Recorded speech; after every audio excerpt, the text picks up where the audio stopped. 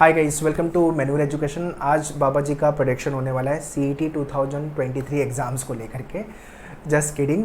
But हाँ, कैसे paper आएंगे एग्ज़ाम में, क्या एक्सपेक्टेड पेपर है, we will discuss about that part. And pre COVID paper क्या था, पोस्ट कोविड पेपर कैसे हो गया, एंड कंडक्टिंग बॉडी की वजह से क्या क्या चेंजेस हुए, ये सारी चीज़ें हमें पता होना चाहिए। अगर आप 2023 सीईटी टारगेट करो या 24 टारगेट करो, चाहे वो लॉ 3 इयर्स 5 ईयर का सीईटी है, एमसीए का सीईटी है, एमबीए का सीईटी, बीएड सीईटी का, बॉडी सेम रहने वाली है सीईटी से। ठीक है, तो ये सारी चीज़ें अपन डिस्कस करेंगे and will try to understand कि पेपर कैसा आ सकता है सीईटी 2023 का।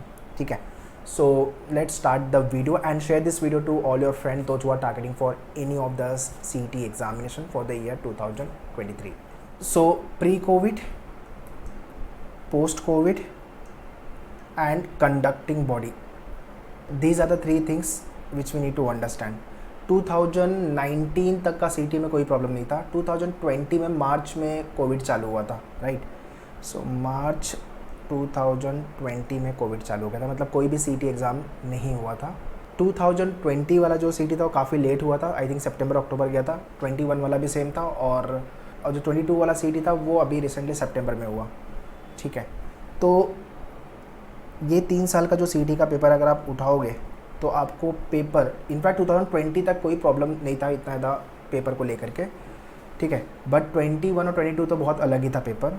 मतलब उसको मैं रेट करूँगा मॉडरेट, मतलब easy to moderate. I would rate easy to moderate 2021 and 22 वाला सीईटी। ठीक है, जो कि कोविड के टाइम पे था। बट उसके पहले, कोविड के पहले अगर आप देखोगे 2018 का सीईटी उठा लो, 19 का सीईटी उठा लो, पेपर टफ था। पेपर मतलब मॉडरेट टू डिफ़िकल्ट के रेंज में आप बोल सकते हो। पेपर का जो लेवल उस समय होता था वो मॉडरेट टू डिफ़िकल्ट होता था।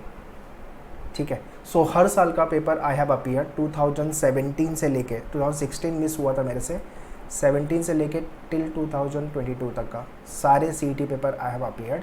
And on the basis of my experience कि सीईटी में क्या होता है, क्या नहीं होता है, क्या चेंजेस आते हैं और क्या नए टाइप के क्वेश्चन आते हैं। मतलब सीईटी का पेपर बहुत अनएक्सपेक्टेड, अनसर्टेन है, कुछ भी नया ऐड करेंगे और आपको रेडी रहना पड़ेगा बाउंसर्स के लिए। ठीक है, तो वो सारी चीज़ें आपके टीचिंग करिकुलम या तो आपके क्लासरूम आपने ज्वाइन किया, लाइव क्लास ज्वाइन किया, तो उसमें आपको मिलती है, आपके टेस्ट सीरीज़ में मिलती है, so that you should not miss anything. अगर सीईटी में कुछ नया भी आ गया तो आपको पता होना चाहिए। हम चांस नहीं ले सकते, बिकॉज सीईटी का एग्जाम साल में एक ही बार होता है। So be ready for all kind of a bouncers. नया चीज़ तो आने ही वाला है, नया कुछ ना कुछ होगा ही होगा सीईटी में, वो हर साल होता है। ओके, सो एक तो ये हो गया pre COVID paper moderate to difficult था, और पोस्ट कोविड अभी, और during COVID you can say paper easy to moderate range में था। अब पोस्ट कोविड 2023 का पेपर मुझे ऐसा लगता है कि ये मॉडरेट टू डिफ़िकल्ट के रेंज में जाएगा। बट ये अगेन क्वेश्चन मार्क है कि कंडक्टिंग बॉडी कौन होगी। 2022 का पेपर किसी थर्ड पार्टी को दिया था, अब 2023 में देखते हैं कि कंडक्टिंग बॉडी सेम रहेगी या चेंज होने वाली है। अगर चेंज हुई तो पेपर अलग आना चाहिए, क्योंकि सीईटी का जो लेवल है that is moderate to difficult. So Baba ji का प्रेडिक्शन तो ये बोलता है कि पेपर आपका मॉडरेट टू डिफ़िकल्ट रहेगा, तो आप प्रिपेयर अभी से हो जाओ। और हाँ, कंपटीशन आपका जितना इस साल था 2022 का जो कंपटीशन था उतना ही रहेगा, या तो फिर उससे बढ़ सकता है, कम तो नहीं आएगा, उससे बढ़ेगा ही कंपटीशन आपका। बिकॉज सीईटी की अवेयरनेस धीरे धीरे मैक्सिमम स्टूडेंट्स को हो रही है, और उनको ये भी क्लियर हो रहा है कि हाँ, सीईटी लिख के अपने को महाराष्ट्र के किसी भी कॉलेज में एडमिशन मिलेगा, चाहे वो लॉ का सीईटी हो, चाहे वो एमसीए, एमबीए या बीएड का सीईटी हो। ठीक है, तो आपका काम अभी ये होना चाहिए कि कंपटीशन पता होना चाहिए आपको, कॉलेज किस कॉलेज में जाना है वो पता होना चाहिए, सीट्स कितनी है और मुझे स्कोर क्या लाना है, आपको ये पता होना चाहिए, और उसके हिसाब से आपकी प्रिपरेशन आप चालू कर दो विदाउट डिलेइंग। ठीक है, अभी क्या चल रहा है, अक्टूबर चल रहा है, अक्टूबर, नवंबर, दिसंबर, जैन, फेब, मार्च। मार्च से सारे सीईटी एग्ज़ाम चालू हो जाएंगे आपके। मार्च में आएगा आपका एमबीए सीईटी, एमसीए सीईटी का एग्ज़ाम, अप्रैल में आ जाएगा आपका 5 इयर्स लॉ का एग्ज़ाम, और मई एंड के अराउंड आपका 3 इयर्स एंड बीएड आ जाएगा, तो फिर जून तक जाएगा, सारे सीईटी एग्ज़ाम चालू हो जाएंगे।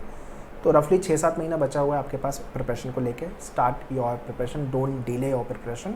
And in case if you want any kind of assistant want to join us for the class, live class के लिए you can contact our team on this number. Classroom अगर आप मुंबई बेस हो then you can visit Borivali, Dadar and Vasai.